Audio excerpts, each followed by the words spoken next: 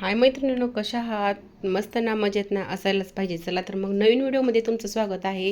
तर आज बघा आपण आपलं किचन बघणार आहोत. छोटंसंच आहे पण तरी खूपच भारी आहे बघा.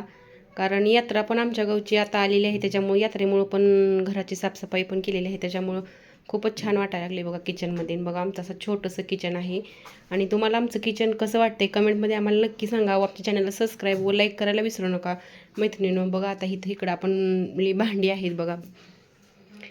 तुम्हाला आपलं किचन कसं वाटतंय कमेंटमध्ये नक्की सांगा. व आता बघा इथं तुम्हाला हे म्हणचाल काय आहे, तर हा कप आहे बघा. आणि नंदबाईंनी खूप दिवसापूर्वी दिलता, मी पण जपून ठेवलं आहे त्याला, किचनमध्ये ठेवलं आहे. कारण की खास करून आपल्याला ही सारखं दिसावं म्हणून. कारण की हा समर्थांचा आहे, हे रामदास स्वामी आहेत.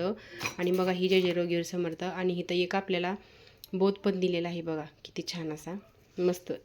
मग आता आपण बघतो ही जनी भोजनी नाम वाचे वदावे, अति आदरे गद्य घोषे म्हणावे, हरिचिंतने अन्य सेवित जावे, तरी श्री हरी पावी जेतो स्वभावी. आणि जय जय रोगीवर समर्थ. कारण हा समर्थाने आपल्याला दिलेला बोध आहे बघा. आता इकडं आपलं देवघर आहे बघा. आता आपण देवपूजा पण असं झालेलं आहे, त्याच्यामुळे प्रसन्न वाटते खूपच. आणि सकाळ सकाळी लवकर देवपूजा केल्यानंतर पण खूप छान वाटतं बघा, प्रसन्न वाटतं. आणि देवाची फुलं पण आपण अगोदरच्या व्हिडिओमध्ये बघितलेली आहेत, खूप छान होती. आणि ही खास करून आपल्या झाडाचीच फुले आहेत. आणि समर्थांनी सांगितलं की लोकांच्या झाडाची फुलं तोडू नये, आपल्या झाडाचे असले तरच ठेवायचे.